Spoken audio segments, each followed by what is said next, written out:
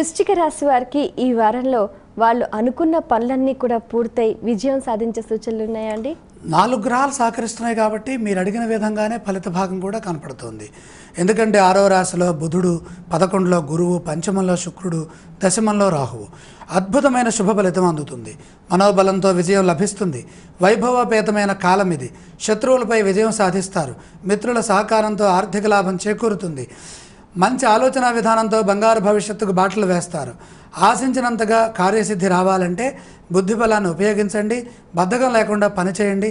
ప్రతికూల పరిస్థితులు ఉన్నా తట్టుకుంటారు. సమయానుకూలంగా నిర్ణయాలు మార్చుకుంటూ కాలానుగుణంగా అవసరాలకు తగ్గట్టుగా చేర్పులు చేసుకుంటూ ముందుకు సాగాలి. ఈ రాశి వారు పఠించవలసిన స్తోత్రాలు ఏవండి? వీరు కూడా శివారాధన చేయడం చాలా మంచిది. ఆలయ సందర్శన క్రమంలో ఏ దేవీ దేవతలను దర్శిస్తే మంచిదంటారు?